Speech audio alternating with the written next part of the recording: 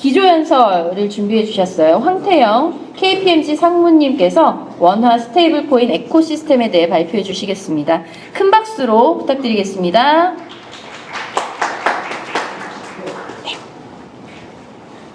오, 이렇게. 내리면 이거는 네, 됩니다. 네. 하시죠.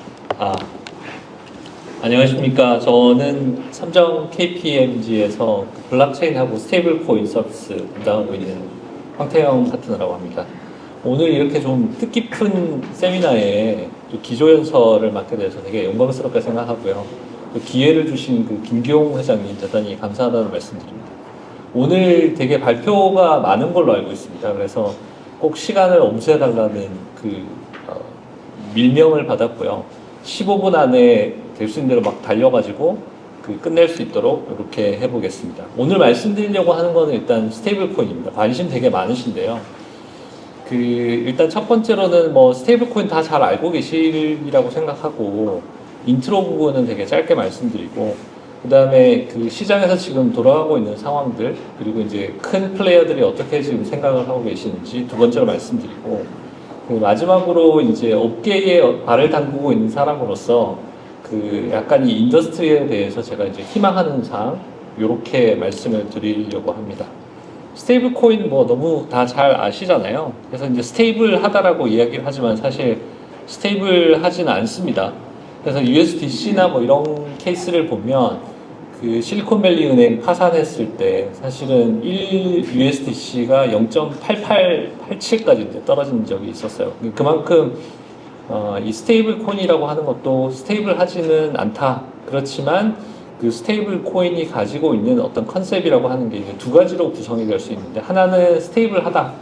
그죠? 그래서 이제 그 자체가 우리가 피아트라고 이야기하는 법정 화폐와 1:1 교환 비율이라고 하는 것들을 레귤레이션 상으로나 우리가 이거를 지정해서 간다 이것과 그 다음에 이제 코인의 성격이 있습니다. 근데 코인은 아시는 것처럼 뭐 비트코인 뭐 많은 코인들이 있죠. 여러 가지 밈 코인들도 있는데 결국은 이제 디지털로 이게 유통이 될 수 있는 커런시다. 이제 이런 두 가지의 사실은 특징이 있어서 그 특징으로 인해서 이제 여러 가지 산업들이 파생될 수 있다. 이렇게 기대를 하고 계시는 걸로 이해를 하면 될 것 같습니다.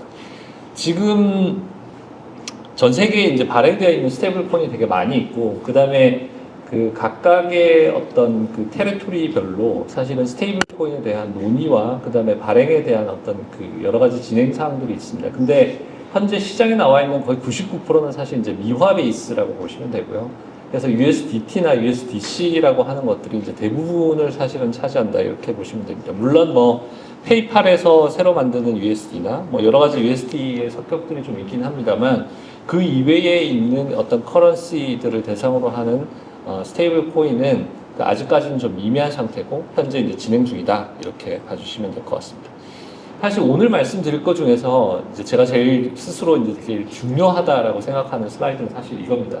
이게 저희가 이제 스테이블 코인에 대한 어떤 저희의 관심이라고 하는 게 지금은 주로 다 발행에 사실은 쏠려 있어요. 그래서 발행이 어떻게 되냐, 발행이 앞으로 뭐 누가 발행을 하게 될 거냐, 발행을 주는 라이센스는 어떻게 되냐, 거기에서 은행권이 50% 이상을 가져가는 뭐 이런 이야기들이 사실은 되게 많습니다만 스테이블 코인이라고 하는 게 우리가 이제 돌이켜 생각을 해보면 블록체인이라고 하는 기술이 나왔지만 블록체인 기술이 사실 메인스트림으로 들어오기까지는 되게 많은 시간이 걸렸습니다. 그러면 스테이블 코인도 사실 도입이 되기는 도입이 됩니다만 이게 이제 메인스트림으로 들어오려고 하면 시간이 꽤 많이 걸리고 아까 말씀 주셨던 것처럼 이게 기술은 사실은 되게 빨리 나올 수 있지만 거기에 따른 어떤 레귤레이션이나 이런 부분들은 사실 되게 느립니다. 입법도 해야 되고 여러 가지 뭐 상황들도 있고 그 다음에 밑에 해야 되는 레귤레이션이나 이런 것도 되게 많고 이러다 보니까 사실 시간이 되게 많이 걸릴 수밖에 없는데 결국은 그러면 스테이블 코인이 사실 꿈꾸는 세상은 뭐냐? 우리가 이야기하는 스테이블 코인이나 디지털 커런시나 STO나 이런 쪽에서 지금 꿈꾸는 세상이 뭐냐라고 했을 때는 사실은 이제 금융에 대한 어떤 질서가 우리가 생각하는 이 블록체인으로 인해서 많이 바뀐다 이렇게 사실 생각을 하시는 분들이 이해가 됩니다. 근데 그러면 스테이블 코인을 좀 한정해서 이야기해 보면 사실 스테이블 코인은 단순하게 이거를 발행하는 걸로 실제로 끝나지 않습니다. 왜냐하면 발행이 많이 되려고 하면 여기에 대한 디맨드가 있어야 되고요. 그럼 디맨드는 어디서 생기냐면 사실 엔드 커스터머에서 디맨드가 생기긴 하지만 유통사들이 이걸 받을 준비가 되어 있어야 되고요. 그다음에 유통사가 사실은 이용자에게 뭔가 이걸 액세스가 가능한 게 있어야 되고, 그리고 이게 실제로 페이먼트의 기능이나 기타 자산을 축적하는 기능이 수행되기 위해서는 이런 순환 구조가 필요합니다. 근데 이렇게 순환 구조를 봤을 때는 우리가 이제 찬전, 결제, 지갑, 수탁 뭐 이런 이야기로 사실은 펑션을 정의를 할 수가 있어요. 근데 이 모든 것들이 사실은 뭔가 하나의 산업으로서 성장을 하려고 하면 이 모든 쪽에서 사실은 밸류를 만들어낼 수 있어야 됩니다. 단순하게 우리가 발행을 한다고 해가지고 밸류를 만들어낼 수 있느냐? 그렇지는 않습니다. 근데 그러면 우리가 스테이블 코인을 사용해가지고 실제로 만들어내는 밸류가 뭐냐? 우리가 엔드 커스터머한테 만들어낼 수도 있는 밸류가 뭐냐라고 하는 것도 중요한데, 지금 거기에 대한 논의는 사실은 발행에 대한 논의에 묻혀서 그렇게 하이라이트가 되고 있지 못한 게 지금 현재의 상황이라고 이해가 됩니다. 그러면 지금 이제 스테이블 코인에 대한 동향 뭐 이렇게 보면, 사실 여기 보시면 지금 이게 이제 발행 양인데요. 시총을 표시를 하는 건데, 2023년 이때 보면 사실 이제 되게 바닥을 쳤었죠. 근데 이제 이때가 이제 테라나 사태가 있었을 때, 어떤 이런 디지털 커런시에 대한 어떤 의구심이 되게 많았었고, 그 다음에 질서 자체가 무너지게 되면서 사실은 그 시가가 완전 바닥을 쳤다가 지금은 이제 거의 모든, 특히 이제 미국을 중심으로 해서 지니어스 액터나 여러 가지 그 레귤레이션이 정비가 시작하면서 사실은 엄청나게 지금 피킹업을 하고 있고요. 지금 발행돼 있는 규모로 보면 이미 3,100억 불을 넘었다고. 그래서 제가 사실은 몇 달 전에 말씀을 드렸을 때만 해도, 그때 어떤 이벤트가 있어서 말씀을 드릴 때만 해도 그때 2,500억 불이었는데 지금 벌써 3,000억 불을 돌파하고 3,100억 불 지금 가고 있는, 특히 이제 디지털의 특성을 가지고 있다 보니까 대단히 빠르게 뭔가 변화를 하고 대단히 빠르게 뭔가를 만들어낼 수 있는 어떤 이런 지금 상황이라고 말씀을 드릴 수 있을 것 같습니다. 미국에서 지니어스나 아니면 클래리티 버간이나 뭐 이런 부분들은 사실 다 뭐 아실 것 같고요. 거기에도 지금 이제 보통과를 위해서 마지막 부분들이 있긴 합니다만 미국 부분은 거의 다 끝나 있고, 지금 빨리 움직이고 있는 거는 지금 EU에서 사실은 뭐 미카에서 사실 레귤레이션을 시작을 하면서 이미 그게 2년이 넘었습니다. 그래서 2년이 지난 지금에야 발행 버릇에 대한 이야기들이 사실 나오고 있고요. 그래서 신문이나 뭐 이런 거 관심 있으시면 보셨겠습니다만, 이제 퀴발리스라고 하는 이제 유럽에서 발행법이 실제로 시작이 됐고요. 그리고 퀴발리스에서도 뭔가 밸류를 만들어내기 위해서 이게 EU 스테이블 코인의 밸류가 어디에서 창출이 될 것이냐라고 하는 고민들을 많이 거쳐서 지금 다른 어떤 나라들과의 어떤 POC 이런 것들에 대해서 실제로 계속 논의가 오고 있고, 그리고 코업을 하고자 하는 뭐 이런 뉴스들이 있다 이렇게 말씀을 드릴 수 있을 것 같습니다. 그 이외에 싱가포르는 또 발행을 했습니다. 두바이나 뭐 이런 쪽이나 아니면 일본도 그 사실 스테이블 코인의 발행을 이미 시작한 상태고요. 국내는 뭐 아쉽게도 좀 이야기가 좀 있습니다만 지금 이제 레귤레이션에 대한 것들이 아직까지는 약간 좀 패닉 상태라고 보실 수 있는데, 이게 의미하는 바는 뭐냐면 결국은 이게 디지털의 하나의 트렌드라고 생각이 듭니다. 그래서 과거에는 어떻게 보면 약간 그레이존에 있었던 블록체인이나 이런 디지털의 기능, 그 다음에 밸류 이런 것들이 사실 이제 메인스트림으로 이미 들어오기 시작했고, 가장 큰 변화는 뭐냐면 비트코인이 결국 이제 ETF가 되면서 사실 이제 메인스트림으로 들어오게 됐다, 이렇게 대부분 다 이제 인정을 하고 계시거든요. 근데 그러면 다른 나라들이 계속 이렇게 디지털로 바뀌면 지금 국내는 그냥 사실 우리만 어떤 사이로에 있는 섬처럼 사실 있을 수는 없는 상황이기 때문에 결국은 큰 트렌드는 이렇게 지금 가는 방향이다, 이렇게 생각이 듭니다. 뭐 많이들 말씀하십니다. 그럼 미국이 왜 이렇게 그 디지털 자산, 특히 이제 스테이블 코인에 대해서 푸시를 하시는지, 뭐 여러 가지 사실은 음모론도 있고 뭐 여러 가지도 있고, 사실 이제 트럼프 대통령 트럼프 가문에서 발행하는 스테이블 코인도 있고 뭐 여러 가지 상황이 좀 복잡하긴 합니다만, 지금 이제 미국에서 대략적으로 생각을 하는 거는 이걸 발행을 하게 되면 이제 채권에 대한 디맨드가 생기기 때문에, 왜냐하면 발행기관 입장에서는 돈을 받아서 결국은 이제 부채, TV를 사서 그걸로 해서 수익을 볼 수밖에 없는 구조가 되기 때문에 결국은 TV에 대한 수요가 올라간다는 게 일단 첫 번째. 그리고 이거는 지금 프로브가 사실 되는 이야기가 아닌데 미국의 그 트레저리 쪽에서 사실 USBT나 USB-C를 한번 컨택을 한 적이 있었다고 합니다. 그래서 앞으로는 이제 너네가 구매하는 TV, 그 미국 국채에 대해서는 지금까지 주고 있는 쿠폰이나 이자를 절반만 주면 안 되냐, 이런 이야기가 있었다고 해요. 그렇게 되면 미국 정부의 입장에서는 사실 주면 이자가 줄어들기 때문에 거기에 대한 어떤 혜택이 있고 그 부분이 미국이 지금 갖고 있는 어떤 쌍둥이 적자 부분을 조금 감소할 수 있는 이런 부분이어서 사실 미국 입장에서는 롤을 할 이유가 전혀 없습니다. 왜냐하면 지금 달러에 대한 수요라고 하는 것들이 결국 달러의 밸류와 지금 관련이 있는데요. 달러의 밸류가 떨어지고 올라가고 하는데 좀 영향을 받지 않고 지금 미국의 달러가 사실은 커질 수 있는 어떤 이런 기반이 되기 때문에 미국 입장에서는 될 수 있으면 많은 USD의 스테이블 코인이 발행이 되고 유통이 되고 실적을 흥합니다. 근데 이런 상황에서 그러면 원화는 지금 상황이 같냐? 물론 원하는 상황이 맞죠.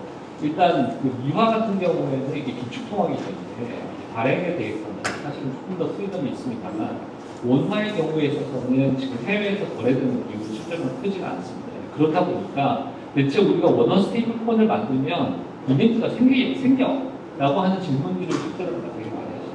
특히 국내 같은 경우에는 워낙 결제 시장이 발달이 되고 있습니다. 여기 계시는 분도 그러시겠지만 사실 이제 캐시를 가지고 다니시는 경우가 별로 없잖아요. 그만큼 우리가 뭐 QR로 페이를 한다든지 아니면 카드로 페이를 한다든지 선수 결제를 한다든지 여러 가지 옵션들이 많기 때문에 굳이 우리가 스테이블 코인을 내 지갑까지 연동을 해서 뭐 이렇게 그걸 쓸 것인가 라고 하는 것들은 실제로는 퀘스천들이 있고 이미 그 싱가포르에서 실증을 했을 때는 그 리테일에 있어서 이 스테이블 코인의 유스지는 그렇게 생각만큼 폭발적이진 않다. 이런 이제 연구 결과도 실제로 있습니다. 근데 왜 하려고 할까요? 냉정하게 말씀을 드리면 실제로는 국내에서 USB-C나 USB-T만을 사용하면 실제로는 가능합니다. 그리고 그게 더 편리할 수도 있습니다. 왜냐면 이걸 발행하고 뭐 하는 게 아니라 실제 지갑만 있으면 되기 때문에 그 다음에 USB-T나 USB-C는 이미 지난번에 한가산 거래소에 올라가 있어서 실제로 거래가 가능합니다. 그리고 그 원화라고 하는 법정 통화로도 실제로 환전이 되기 가능하기 때문에 별 이슈가 없어요. 근데 우리가 만약에 계속 그런 식으로 이걸 사용을 하다 보면 결국 우리가 생산하는 재화나 우리가 생산하는 서비스가 전부 이제 무화 베이스로 실제로 되겠죠. 그러면 우리의 상품이 지금은 10,000원입니다가 아니라 보통은 6,000원, 이렇게 되는 지금 상황이 생기기 때문에 지금 주권이라고 하는 얘기를 대단히 주의 깊게 실제로 보고 계시는 걸로 알고 있습니다. 근데 뭐 아시는 것처럼 그 지금 그 법령에 대한 의견 중에서 가장 큰 거는 일단 한국은행에서 그다지 지금 스테이블 코인에 대한 입장이 좀 불안감이 있다. 그래서 그 최근에 이제 덱서를 쓰셨고 150장짜리 덱서에 그 7가지 이유에 대해서 되게 적시를 하셨는데 실제로 더 의미 있는 내용입니다. 이걸 통해 가지고 통화 정책이 어떻게 보면 작동을 하지 않을 수도 있고, 물론 그럴 수도 있죠. 이제 여러 가지 상황들이 있는데 그럼에도 불구하고 우리가 이거를 이야기할 수밖에 없는 것은 제가 말씀드린 두 가지입니다. 왜냐하면 전 세계 트렌드는 실제로는 그렇게 갑니다. 디지털화로 가게 되고 스테이블 코인이라고 하는 것은 결국은 우리가 갖고 있던 자산 자체가 디지털로 변환이 되면서 그리고 스테이블 코인이 갖고 있는 특성 때문에 이게 지급 결제 수단이든지 아니면 자산을 축적하는 수단이 될 수밖에 없기 때문에 지금 이쪽을 지금 강구할 수 없지. 그리고 지금 스테이블 코인이라고 하는 게 결국은 이제 블록체인하고 밀접하게 관련이 있고 오늘도 그 두 협회가 같이 하셨던 것처럼 이거는 이제 융합에 가깝고 웹3에 가까운 거기 때문에 결국은 되게 엄밀하게 연결이 되어 있어서 물론 이제 STO 법안이 통과가 됐습니다만 스테이블 코인이라고 하는 것도 통과가 됐을 때는 이런 그 블록체인의 확장이라고 하는 부분에 있어서는 조금 더 가속화될 수밖에 없겠다 이렇게 생각이 지금 이제 업종별로 보면 사실 이제 금융사, 빅테크, 웹3 사업자 이렇게 크게 지금 구분이 되는데 금융사는 그 한국은행에서 은행 중심으로 가야 된다 이렇게 말씀을 하셔가지고 그 하나은행에서 얼마 전에 이제 어나운스를 하셨죠. 우리는 그 컨소시엄 구성해서 가겠다 이렇게 어나운스를 하셨고 가장 최근에는 또 신한 삼성이 손을 잡아서 뭐 이렇게 같이 하겠다 이런 것도 실제로 지금 나와 있는 상황이 있습니다. 근데 글쎄요, 그게 아직 뭐 현실적으로는 사실은 이제 법령이 정비가 되지 않은 상태에서는 약간 선언적인 의미는 있을지언정 이게 그 현실적으로 무엇을 만들어내고 하는 부분에 있어서는 아직까지는 지금 다들 고민을 하고 계시지만 지금 답을 가지시고 있지는 않은 뭐 이런 상황으로 이해가 됩니다. 그리고 상대적으로 이제 빅테크는 조금 여유가 있으시죠. 그래서 이제 이거는 우리가 하는 영역에 다 해당이 되기 때문에 우리는 이제 고객들도 가지고 있고 그다음에 이제 유통을 한다고 하는 측면에서도 사실 대단히 그 장점을 가지고 계시기 때문에 그런 부분에서는 우리가 잘할 수 있다. 그다음에 이제 웹3 개발자 부분은 사실 제가 되게 깜짝 놀랐던 거는 아까 그 STO 그 말씀을 주셨을 때 STO 무너지기 시작하면서 사실 한국에 계신 웹3 개발자들 다 한국을 떠나셔가지고 싱가포르로 가시는 두바이로 가시는 이렇게 하신 걸로 알고 있어요. 그래서 국내에 있는 웹3 개발자가 많지 않다고 들었습니다. 그 단일 법인으로 가장 많은 웹3 개발자를 가지고 계신 데가 두명입니다. 거기에 지금 한 50명 정도의 개발자가 있는데 뭐 그래서 네이버와 같이 뭐 협업을 했다 뭐 이런 얘기도 실제 있을 정도로 우리가 이 부분에 있어서는 뭔가 웹3 사업자의 입장에서는 뭔가 이렇게 소금이 되고 씨앗이 돼야 되는 입장인데 그 부분에 있어서 사실 미싱되는 퍼즐은 사실 문제입니다. 이제 금융사는 이게 이제 돈을 다루는 거다 보니까 그리고 돈의 이제 안정성이라고 하는 측면에서는 이제 금융사가 우위에 있고 그다음에 이제 빅테크나 핀테크 같은 경우에는 고객을 핸들링을 많이 해보셨기 때문에 거기에 있어서는 되게 장점이 있고 기술 부분은 웹3 사업자가 실제로 가지고 계십니다. 근데 이게 지금 이렇게 서로 이렇게 경쟁을 하는 이런 구도로는 저는 되게 어렵다고 보는 게 이제 스테이블 코인에 대한 스터디나 이런 걸 하면서 이제 해외에 있는 업체들하고 같이 일할 기회가 있었고 그다음에 이제 국내에 있는 고객사를 대상으로 해외 업체가 가지고 있는 서비스나 이런 걸 가지고 와가지고 실제로 그걸 임플멘트하는 과정을 실제로 거쳤었는데 제가 제일 많이 충격을 받았던 건 뭐냐면 국내에 있는 그 어떤 퍼즐이 대단히 밀렵합니다. 그래서 이런 스테이블 코인이 하나의 산업으로 이렇게 성장을 하기 위해서는 대단히 많은 퍼즐들이 필요합니다. 그래서 그 많은 퍼즐들이 필요한데 그 많은 퍼즐들이 대부분의 것들은 보면 사실은 해외에 있는 업체들이 그 기술과 그다음에 역량들을 실제로는 보유하고 있습니다. 그만큼 국내에서는 지금 당장 스테이블 코인 실행을 한다고 하더라도 아까 보여드렸던 지금에 있는 이렇게 라운드를 그리는 이런 거를 만들어낼 수 있는 어떤 이런 기능은 제 생각으로는 거의 좀 되게 약하다. 그래서 만약에 오픈을 한다라고 하면 해외에서 들어와서 이 사업을 진행할 공산이 되겠다. 그래서 뭐 진행을 하다 보면 스테이블 코인 간의 교환이나 뭐 온오프, 뭐 체인이나 이런 것들 여러 가지들 있는데 그런 뭐 인터오퍼레이터빌리티, 온오프 램프 뭐 이런 것들도 실제로 보면 해외는 이미 대단히 많이 발달되어 있는 업체도 있습니다. 그리고 되게 유명한 업체도 있고 심지어 지갑을 만드는 기능, 그러니까 우리가 이제 지갑이 가장 중요할 수 있는데 지갑을 만드는 기능은 제일 지금 뭔가 어드밴스돼 있다고 하는 건 프랑스에 있는 업체라고 알고 있습니다. 그만큼 우리가 이 부분을 하나의 산업으로 키우기 위해서는 사실 이제 에코가 필요합니다. 그래서 단순하게 이게 우리가 뭐 발행을 한다, 유통을 한다 이런 게 아니라 우리가 이걸 하나의 큰 산업의 어떤 형태로 보고 전체 에코가 사실 성장을 해야지 산업이 만들어낼 수 있는 밸류라는 게 있고 그리고 이게 뭔가 메인스트림으로 들어오면서 조금 더 영역을 넓혀갈 수 있고 그러면 여기에 계시는 많은 분들도 거기에 있어서 혜택을 볼 수 있는 그 전체적으로 우리의 국가 경제가 우리가 지금 타겟을 했던 국가 경제가 발전 방향으로 갈 수가 있다. 이렇게 말씀을 드릴 수 있습니다. 그리고 이런 에코가 잘 안 되는 가장 큰 이유는 지금 비즈니스 모델 자체가 명확하지가 않습니다. 그래서 뭐 발행의 비즈니스 모델 많이 이야기를 하시는데 사실 발행의 비즈니스 모델이 되게 심플합니다. 우리가 이제 발행이 얼마나 될 거냐 이렇게 생각을 했을 때는 M2 커런시 기준으로 X2%입니다. 그럼 거기에다가 그 채권에서 우리가 벌어들 수 있는 수익률을 사실 하면 대략적으로 1년에 벌 수 있는 금액은 사실 플랫이에요. 그거를 더 확장해가지고 하기는 쉽지 않습니다. 그런데 그게 이제 유통이 되고 많은 사람들이 디맨드를 이입했을 때는 실제로는 좀 상황이 달라질 수가 있는 그런 상황을 말씀드리겠습니다. 그 스테이블 코인의 에코시스템을 발행, 유통, 거래 이렇게 나눠봤을 때 뭐 지금 그 보여드리는 슬라이드처럼 발행에 있어서 뭐 여러 가지 형태, 유통에 있어서 여러 가지 형태, 그다음에 거래에 있어서 여러 가지 형태 이렇게 지금 이제 나눠볼 수가 있고요. 지금 여기에 남은 거는 사실은 하나하나가 해야 되는 역할입니다. 결국 이 역할이 하나가 미싱됐을 때는 이 전체가 사실 구동되기는 쉽지가 않습니다. 이제 그만큼 모든 엔티티들이 각각 성장을 하면서 하나의 건강한 에코를 만들어야 결국 이 산업이 발전할 수 있다.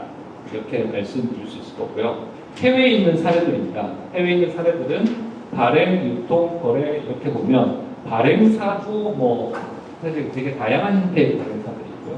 수탁사, 그 다음에 여기 이제 운영사는 이제 블랙락이 이미 운용을 하기 시작했고, 그 다음에 유통, 거래, 그 다음에 인프라 제공, 이네이블러 각각에 있어서 사실 되게 다양한 업체들이 있고, 그 다음에 이 다양한 업체들이 많은 경험을 실제로 쌓아가고 있습니다. 이미 많이 쌓고. 그러면 물론 한국이 사실 이런 속도전에서는 아주 강하시기 때문에 뭔가 시작하게 되면 되게 빨리 따라잡으실 수는 있을 것 같긴 해요. 그렇기는 하지만 지금 제가 봤을 때는 여기서 미싱된 퍼즐이 너무 많다. 그래서 여기에 계시는 많은 분들이 사실 이 미싱 퍼즐에서 오퍼튜니티를 찾으시고 이 미싱 퍼즐에서 우리가 할 수 있는 롤이라고 하는 것들을 찾으시는 게 되게 중요할 것 같다. 이렇게 말씀드릴 수 있을 것 같습니다. 거래소가 어떻게 하고 있고 디테일한 건 사실 말씀드리지 않을게요. 시간이 그렇게 많지도 않고 해서 결국 거래소가 어떤 역할을 사실 하실 수밖에 없을 것 같습니다. 시간이 지나고 왜냐하면 스테이블 코인이 약간 상명처럼 로딩이 될 수밖에 없고 USDC나 USDT가 이미 분할에 상당히 되어 있는 것처럼 결국은 거래소라고 하는 것들은 앞으로 스테이블 코인을 곧바로 교환을 하고 스테이블 코인끼리 교환을 하는 이런 역할을 실제로 할 수밖에 없는데 그러면 이제 여기에서 컴플라이스는 어떻게 할 거냐, 발행자와의 관계는 어떻게 할 거냐. 근데 이거는 이제 스테이블 코인이 어떤 기능을 하냐에 따라서 되게 달라질 것 같아요. 미국처럼 거래소에서 사실 이제 스테이블 코인으로만 거래를 할 수 있다. 한국은 지금 원화 계좌를 사실 유치하게 되고 스테이블 코인으로만 거래를 할 수 있다고 하면 그 이제 역할이 좀 달라질 수도 있겠죠. 그런 것처럼 여기에 대해서는 정의가 필요하다. 그래서 스테이블 코인 비즈니스 모델을 보면 크게는 사실 페이, 송금 뭐 이렇게 구분이 됩니다. 근데 페이는 뭐 복잡한 이야기는 지금 여기지 않고 리테일 쪽에서는 뭔가 이렇게 뭐랄까 우리가 페이먼트를 대체하는 수단으로서는 큰 베네핏이 생기는 쉽지가 않을 것 같긴 합니다. 근데 지금 아까 말씀드렸던 빅텍 중에서 네이버나 카카오 이런 쪽에서는 사실 이제 거기에 대해서 스타트를 되게 많이 하시고 있고 어떻게 거기에 대한 논의를 진출을 할 수 있을까 고민을 되게 많이 하고 계십니다. 그 다음에 두 번째로 송금은 사실 되게 기대가 큰 쪽입니다. 왜냐하면 이제 우리가 100만 원을 미국을 보낸다고 했을 때 지금 현재 은행을 통해서 스위프망이나 이런 걸 통해서 돈을 보내시면 13,000원 정도 들어요, 비용으로. 근데 이론적으로는 스테이블 코인으로 해서 보내실 때 사실 470원. 근데 그렇기 때문에 여기에는 코스트가 되게 다운되는 이런 부분이 있습니다만 이것도 많은 사실 고민들이 필요하고 되게 단순하게 그냥 송금으로 이렇게 완성되는 게 아니라 여러 가지 레귤레이션과 그 다음에 국경 간에서 송금을 했을 때는 FX 부분 이런 것들이 있기 때문에 거기에 대한 고민들도 실제로 많이 필요합니다. 지금 뭐 글로벌 사례들이나 페이나 송금이나 뭐 이런 것들은 사실 여기 제가 어느 정도는 좀 스터디했던 것들을 지금 여기는 좀 붙여놨고요. 시간이 지났을까요? 괜찮습니다. 네. 엄청나게 달려왔었구나. 근데 사실 말씀드리고 싶은 건 뭐냐면 이게 그냥 단순한 하나의 사업으로는 사실은 쉽지 않습니다. 그래서 물론 누가 발행 기관이 되느냐, 어떤 컨소시엄이 발행 기관에 처음 발행기가 되느냐 중요할 수 있습니다. 그렇지만 근데 그거는 어떤 전체 에코로 보면 하나의 연결일 뿐이고요. 예를 들어서 발행이 되게 됐는데 여기에 대한 분위기가 없다. 그러면 결국은 사실은 이건 잠식이 될 수밖에 없는 거거든요. 근데 그런 것처럼 이 스테이블 코인이라고 하는 것들이 하나의 산업이 돼서 그다음에 어떤 국가 경제에 뭔가 컨트리뷰션 하는 이런 주체가 되기도 하면 그 여러 가지의 그 엔티티들이 필요하고 그다음에 거기에 따라서 점진적으로 우리가 지금 기존에 갖고 있던 어떤 레귤레이션이라고 하는 것도 디지털 형태로 조금씩 바꿔가야 한다. 이게 이제 제가 말씀드리고 싶은 거고요. 15분이 안 넘었기를 사실 바랍니다. 그래서 여기까지가 사실 말씀드리고 싶었던 거고 그 자세한 내용은 사실은 뭐 여기 있는 내용을 참조를 해주셔도 될 것 같고 혹시 질문이 있으시면 나중에 저한테 따로 말씀해 주셔도 좋을 것 같습니다. 감사합니다.